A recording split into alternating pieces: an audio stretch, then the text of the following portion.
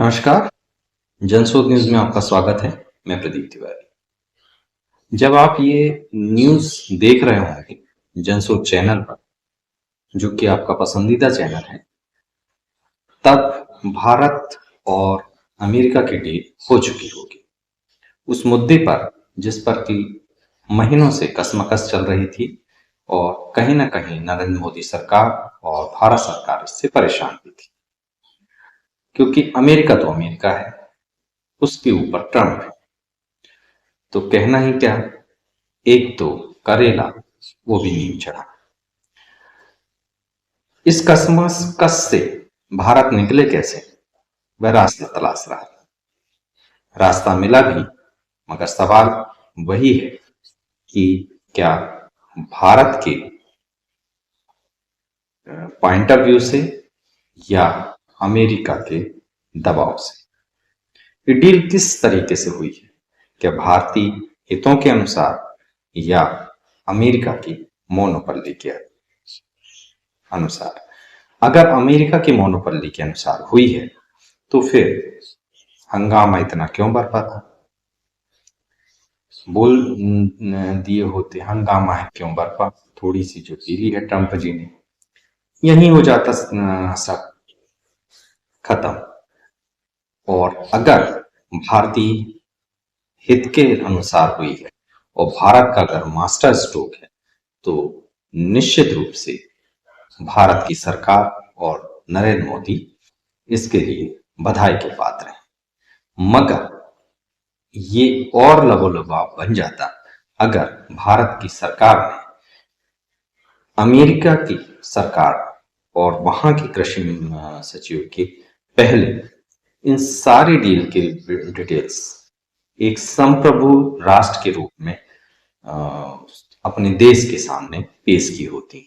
मगर आज जितनी डिटेल्स हम मीडिया लोगों को मिल रही हैं, वह अमेरिका की साइड से, अमेरिका के राष्ट्रपति के ट्वीट से, वहां के कृषि सचिव की ट्वीट से मिल रही हैं। जब हम सरकार के डेटा खंगालते हैं, पीआईबी को खंगालते हैं, वहां इस डील से रिलेटेड हमें कुछ नहीं मिलता। आखिर किस तरीके की संप्रभुता संपन्न राष्ट्र की सरकार चल रही है, आखिर क्यों अमेरिका के मुद्दे पर यह सरकार खामोश हो जाती है। भारत 130 करोड़ के लोगों का देश है, क्या आवश्यकता है इस तरीके से चलने की।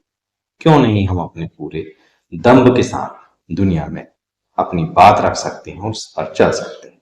आखिर क्यों एक कोई ट्रम्प अपनी किसी अड़ी पे आता है और फिर जब उससे नीचे उतरता है तो हमारे विदेश मंत्री दौड़े दौड़े उसके यहाँ चले जाते हैं।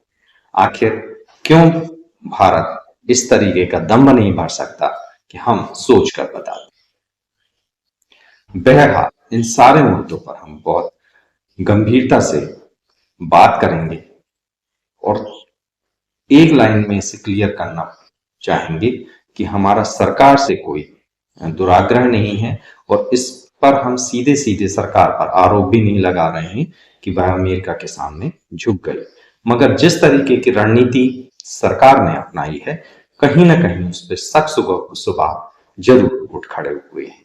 आज हमारे पास में अगर लिस्ट होती कि किन किन उत्पादों पर डील हुई है, तो हम भी ताल ठोक कर सरकार के साथ खड़े होते और बताते कि भारत ने अपनी दम पर अमेरिका को झुका दिया है और इन इन डीलों के तहत हुए हैं, इन उत्पादों में अमेरिका को एंट्री नहीं मिली है। जिन कृषि उत्पादों पर भारत उन्हें डील नहीं देना चाह रहा था या पहले नहीं देना चाह रहा था, अब की सूरत हाल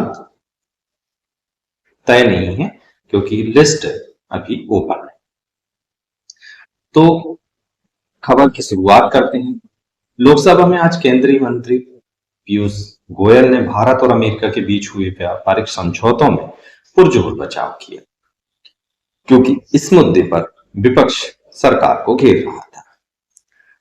इस समझौते के तहत अमेरिका ने भारतीय सामानों पर लगने वाली भारी भरकम जवाबी जो टैरिफ है 50% से घटाकर सीधे 18% कर दिया है। काबिले तारीफ है।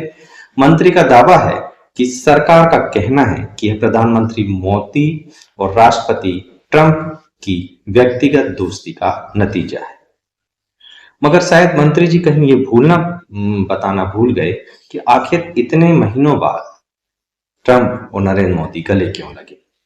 आखिर इससे पहले ऐसा क्या मनमुटाव हो गया था कि वो गले नहीं मिल रहे थे, जिससे भारत अपने हितों से कहीं थोड़ा पीछे रह गया। बहरहाल वो कभी न कभी इसका जवाब देंगे, हमें पूरी आशा है। इससे भारत को अपनी पड़ोसियों वियतनाम, ताइवान के मुकाबले अमेरिकी बाजार पर बढ़त मिल गई है। टेक्सटाइल, चमड़ा, रत्न, आभूषण, जेम्स और ज्वेलरी और फार्मा सेक्टर को इस कटौती से मुनाफा होगा, ऐसा मीडिया रिपोर्ट बता रहे हैं, क्योंकि इसकी अभी तक आधिकारिक कोई लिस्ट पब्लिश नहीं हुई है भारत सरकार की ओर से, और ना ही अमेरिकी सरकार की ओर से अभी पूरा खाका पेश किया गया है। इस डील की खबर लगते ही, जैसा कि हमारे शेयर मार्केट में होता है, शेयर मार्केट ऐतिहासिक छलांग लगा चुका। सेंसेक्स ने करीब 2000 प्लस की बढ़त दर्ज की है, जबकि निफ्टी 25,700 के पार हो चुका है। इस सब से भारत की रुपए की ताकत भी बढ़ी है, और जिससे आयात होने वाले सामान पर कुछ राहत मिली है और अब वो सस्ता हो चला है।